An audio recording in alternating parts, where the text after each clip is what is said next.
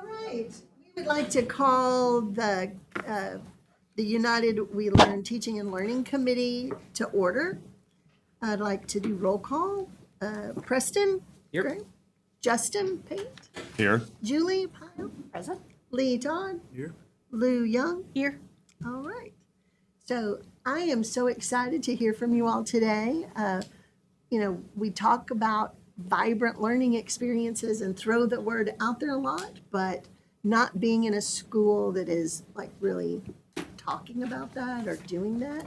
I have a very limited range of ideas of what I think that looks like. So I'm excited to hear what kinds of things are happening already across the state and and just put some pictures to those words for me and for our committee. So thank you all for being here to share. We have KDE Associate Commissioner Kelly Foster and KDE Division of Innovation Director Sarah Snipes and the Regional Innovation Specialist Alexa Harden to present an update for us today. So thank you, ladies. Great, thank you. You took my one slide. No, we appreciate the opportunity to come in front of you guys this afternoon. And if you'll remember, and I can't remember the committee dynamics from last summer, but last June we presented maybe to the full board some examples of vibrant learning experiences, and we brought in different schools that did their defenses, and we had elementary, middle, and high school examples. And so based on this request, we wanted to come back this summer and talk to you a little bit about a year in review. This is the first year that we have had regional innovation specialists out of my office, and we're really excited about the work that they've done. And one of the very first things I told Sarah when we started the school year was we really need to track our data. Some of those positions are paid with the grant, the USAID grant, and so we really want to be able, when that grant is over with, to be able to show what our innovation specialists have done, how they've supported schools and districts in this journey around vibrant learning, and have good data points that we can use when asking for additional funding. So part of the presentation today will be a little bit about the work that they've done throughout the year, but we also want to highlight some specific work from Fayette County, Marshall County, Shelby County, Bardstown Independent, Round County, and Frankfort. And at this time, I will turn it over to Sarah and Alexa.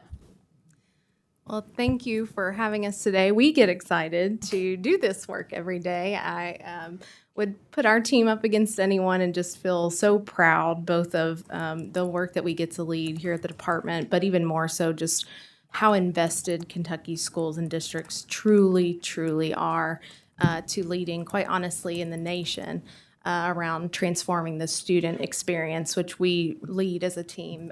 Our focus is always on that. How do we impact the day-to-day student experience? Because if we're not doing that, then quite honestly, we're not doing our jobs. And so our regional innovation specialists have been just one key piece of that. I'm so thankful that through the competitive grant for state assessment, funds were made available for us to hire four wonderful experts and professionals from across the state. We have four serving, one from North and Eastern Kentucky, Southeastern Kentucky, Central Kentucky, and Western Kentucky. So as you can imagine, we'd love to have about 50 more of those roles, but it's just incredible what they've been able to do and provide in terms of supports, being four individuals out in the field every day. They keep the miles running on their cars, I promise you.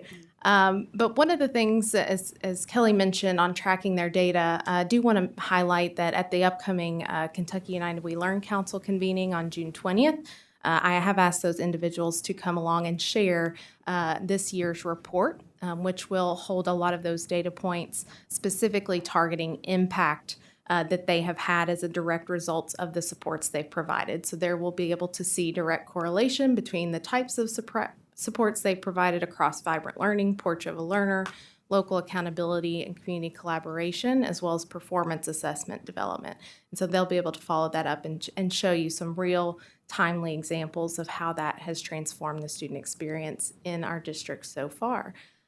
So very excited to really give a lot of this time to Alexa today. But before we do so, I want to remind you, I know you're no stranger at this point to our vibrant learning definition, but do want to ground our presentation today in that because at your request, we wanted to come back to the table and really illustrate for you essentially these bolded words. What does it really mean in Kentucky schools this year to have students engage in relevant, authentic, and joyful learning opportunities? What does it look like in real time when teachers are honoring students' cultural wealth, their gifts and interests? And what does it look like when we're taking core content, knowledge, and skills and having students demonstrate that in personalized products? So we are thrilled today. It was very easy, quite honestly, to go out and find these examples. We wouldn't have been able to say that several years ago. But do want to also say that this is simply a snapshot, and by far it is not an all-inclusive list. We've tried to show you a variety of elementary, middle, and high examples across regions of our state. And these are by far not isolated events by any means, but just a little taste of what you would find in our schools across the state. Chair Butler, I ask a Yes, question. certainly. Do you guys mind if I interrupt with just a quick question, comment more than anything? I really, really do love this definition and this slide. I use it all the time in my day job. And I think you've highlighted, really critical pieces. But in terms of highlight, I never want anybody to skip over students as agents of their own learning. I often say to people, if I had my entire teaching career to do over, I would teach for agency. I want my own grandchildren to leave school more agentic than they found it.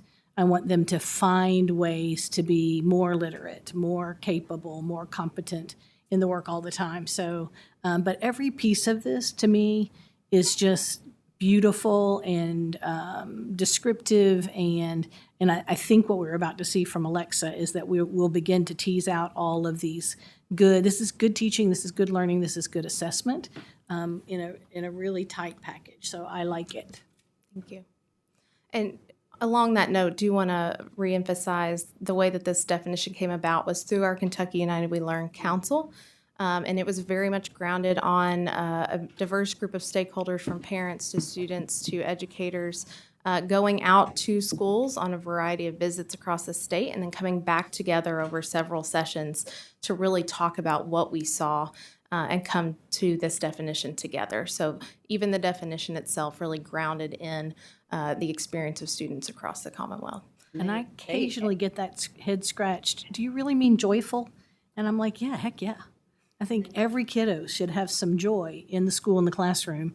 Maybe not every single day, certainly, but the notion that joyful is in there, I think it just really belongs. It's a great target.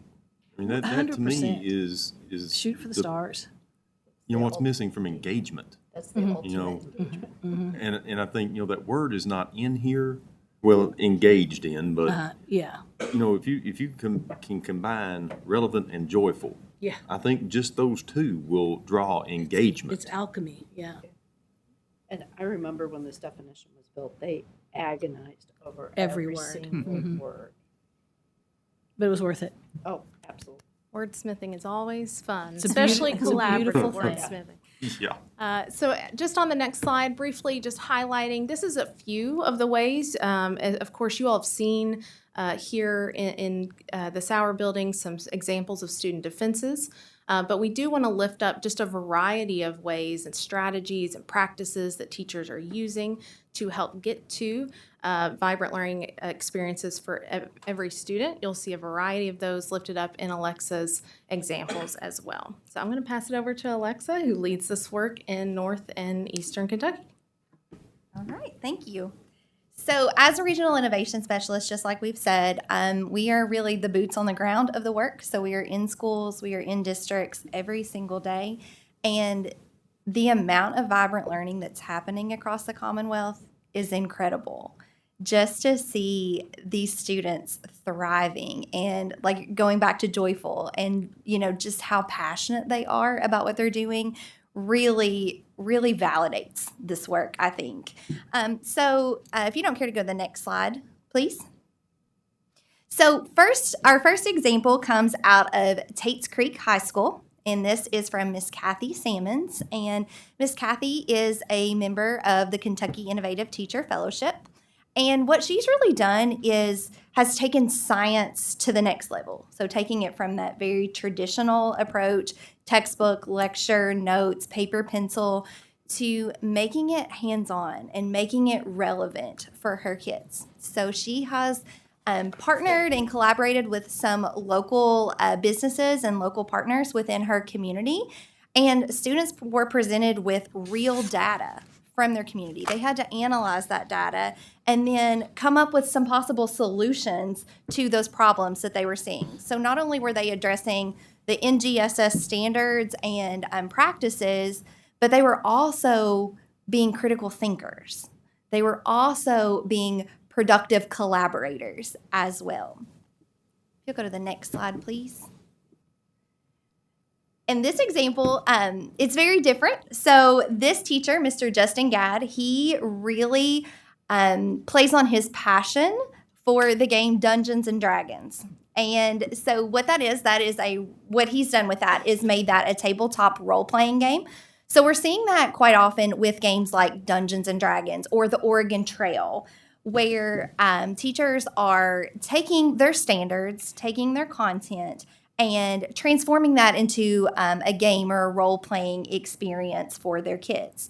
So again, in addition to those standards that they're covering, in this case it was history and literacy, but they're also really hitting the competencies of their portrait of a learner as well. And that, especially in this case, you see lots of collaboration, lots of teamwork, again, lots of critical thinking. So really taking that from surface level learning or surface level knowledge to a much deeper level of understanding. Next slide, please. So this example is an elementary example. It is out of Bardstown, Kentucky. So Miss Melissa Kaiser. Again, it's a science example, and this one really focuses on space science. So students are investigating the impact that humans have on Earth and space. And so for their culminating activity, these students produced a creative writing where they had to imagine what life would be like aboard the International Space Station. And once they completed those writings, they held an exhibition night. So for their communities, for their families. But students didn't just have to showcase their writing. They got to choose. They could showcase the writing. They could showcase another artifact from that entire unit. And what made this exhibition night really special and really unique is that Ms. Kaiser provided a list of question stems for her community members, for the parents that came, which really allowed those students to reflect on a much deeper level and truly communicate their learning and what they had gotten out of that experience. And that wasn't it. She even took it a step further. She collaborated with a local planetarium, and they held a stargazing event for for her students and their families to come to as well. So lots of great pieces to that experience too. If you'll go to the next slide, please. So this example comes to us out of Round County. So this is from Round County Senior High School in Miss Lindsay Johnson's classroom. And Miss Johnson is also a member of the Kentucky Innovative Teacher Fellowship. And her project for the ITF and for her students was Root Deep, Grow Tall. So students really took a deep dive into history. They took a deep dive into local government. So they were able to sit down with government officials, interview these government officials, and really grasp and understand that they're not just a student, right? They have an active role. They have an important role in not only their school, but their entire community as well. So really, again, hitting on that civic engagement. And one of their competencies for their portrait of a learner is a global citizen. So this tied right along with that and was a perfect artifact for these students to house for their defenses of learning once they get to that point. Next slide, please. So this example is out of Frankfurt Independent. So Miss Dana Newland, in this project, she really helps students understand the full cycle of food production to consumption. So these students were able to interview and collaborate with local farmers and understand how, food was grown. They completed lots of these activities in their classroom. And then they were able to also partner with their school cafeteria to, have the lettuce and the herbs and the radishes and actually serve it to students at their school. So a very full circle moment for those students. And I can only imagine how proud those kids were when that was served in the cafeteria one day. Next slide, please. And this example out of the Rebel, it is from Marshall County. So this really looks at the tornadoes that hit and how students use writing to not only hit a standard, to not only complete a task to check it off, but to really look at healing and really look at the power of writing and poetry.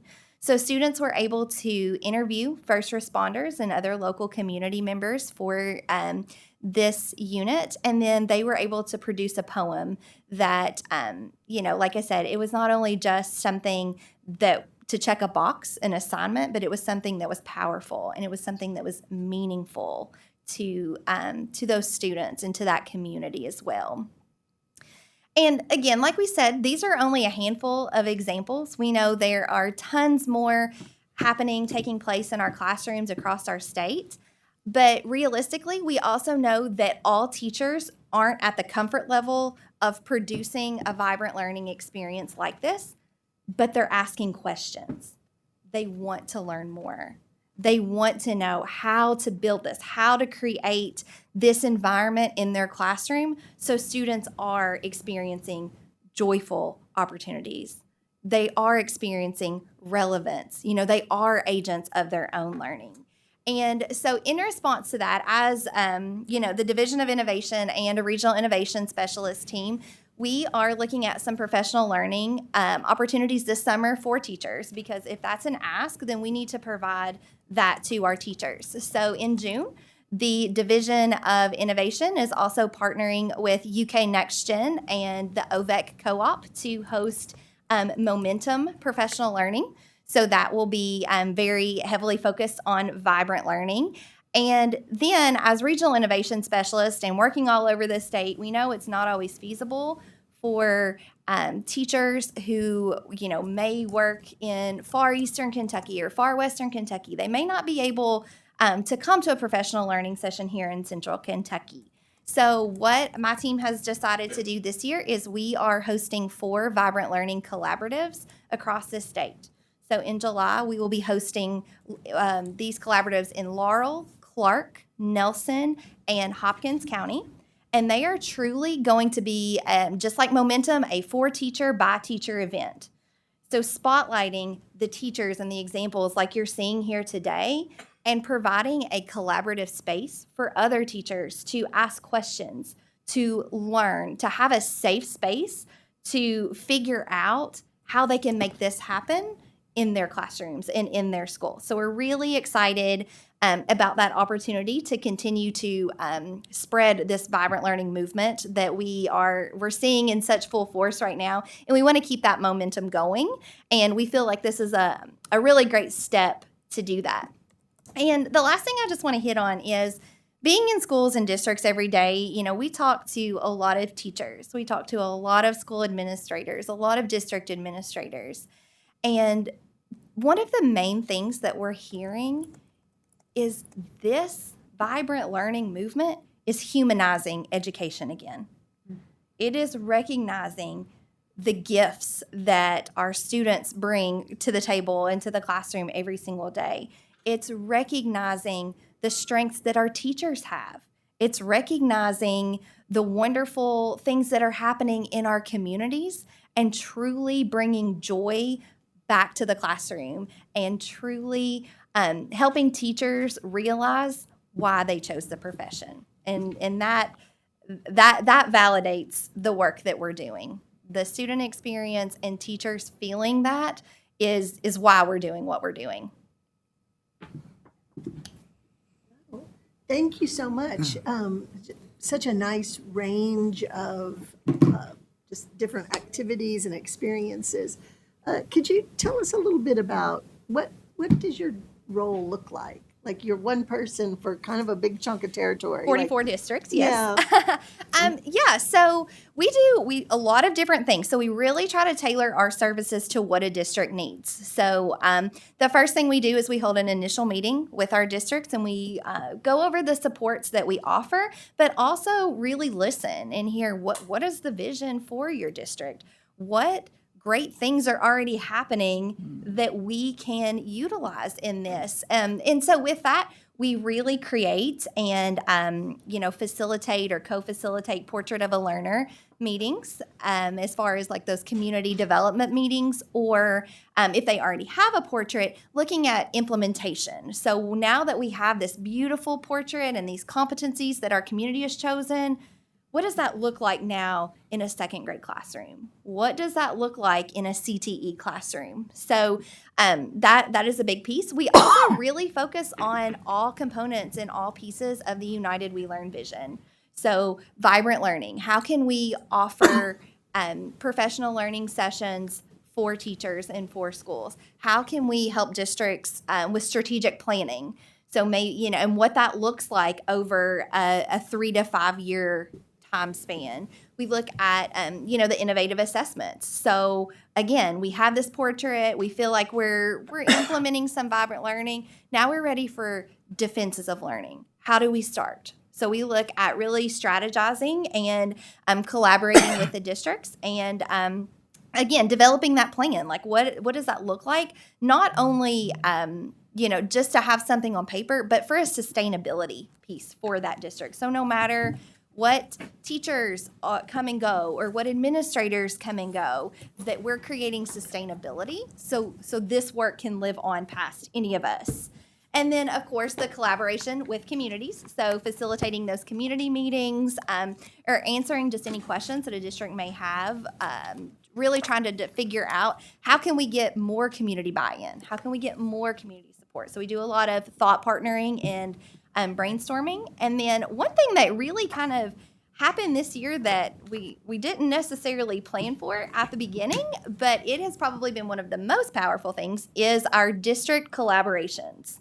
So, a lot of times in these districts, they'll say, I just need to see it. I just need to see what it looks like. Yeah, and I just need to talk to an administrator, another superintendent, another chief academic officer who's done it for a few years. I just need that. And so we have really leveraged district partnerships. So we have brought several districts up from southeastern Kentucky to Rowan County. We have brought districts to Woodford County. They have done lots of great things.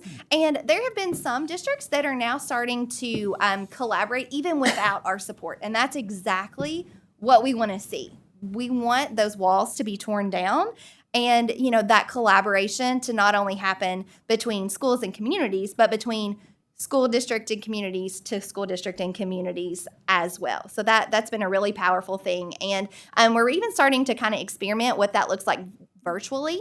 We have some districts who, just from our work, a district will tell me they need something and I can say, I know there's a district in Western Kentucky that's doing this really well. And so we're really in the process. We did one last year and it was fantastic. So we're really in the process of refining what a virtual collaboration can look like. So it is still extremely effective and beneficial for both districts, not just the one who wants to go see. We want to make sure that both districts are getting something out of that experience. So do districts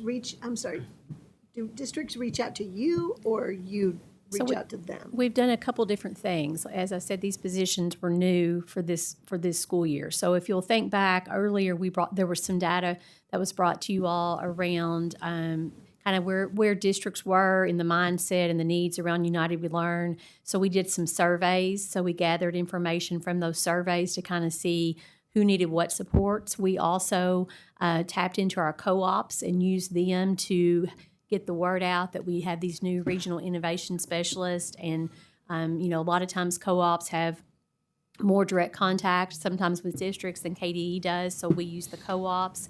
So now we've developed an open line of communication around this topic with school districts and schools. So it has just kind of snowballed throughout the school year. So they can reach out to us, or they presented last year at the Continuous Improvement Summit. They'll be presenting again this September at the summit. We're trying to highlight them in Kentucky Teacher. However, we can get the word out about the specialists, but it's really snowballed throughout the year because of the work. Justin? Yeah, I know we're out of time. Just real quick, we've had some changes to the credit requirements as far as like what types of English or what types of math are required throughout the 4 years. A little more flexibility within the districts to maybe choose a business writing course to be offered as a selection in a student's 4 years of English or, business math, whatever it may be. Are you seeing some districts implement some more of these alternatives to English 1, 2, 3, 4 to better align with maybe some programmatic pathways? Because that's, as I think about some of this work we're doing with, vibrancy and relevant and engagement, curricularly, we can make some changes to help students engage with that. Are you seeing those courses be implemented in districts as you're working with them? Yes, I'm seeing some of that, but I think right now a lot of the districts that I work with are kind of just at that beginning phase of thinking about that and figuring out, okay, this is a fantastic idea. Now, how can we make it happen? So, yes, I am seeing it in pockets, but I think there's a lot of room to grow in that area. But teachers and administrators, they're definitely interested in that and want to explore that for sure. That's what I've kind of heard across some, state partners. I think the other piece to that is the certification, teacher certification. And so just last night, I received a question from a superintendent about, what certification does a teacher have to teach a certain class? So just on the flip side of, a little bit more flexibility and having to have English 1, 2, 3, 4, you could have business writing or something like that. So I think it's both sides. So we're seeing some thoughtful thinking processes around that curriculum adaptation, as well as how to use some flexibility in certification. Lee also had a question. Just quickly, what type of support did the teachers that you highlighted here, how did they have the time to put together something quite different than what they'd been doing before? Some of these teachers would tell you it's just the way they've always taught. Some have really and intentionally invested time and professional learning in this. One of the things that we offer on our team is, as Alexa mentioned, is the Kentucky Innovative Teacher Fellowship. And so we take applications each year around the state to bring 10 diverse teachers in to form a collaborative network with one another and work on projects like some of the ones that you saw today and build each other up and provide in feedback cycles and classroom visits. And so that's just one of the ways that we help support these teachers, whether they're new to the work or have been doing this for many, many years. Bless you. One other thing too, Dr. Todd, we're also seeing a lot of school districts and teachers utilize artificial intelligence to develop these type of experiences for getting ideas from that. Of course, they're still the content experts, but trying to come up with some ideas, starting with artificial intelligence, has been impressive. All right, any other questions? All right, well, thank you so much for your presentation. It was really nice to see all of those examples. So we need a motion to adjourn. So moved. Thank you. Second. Thank you. All in favor? Aye. All right. Adjourned. Done.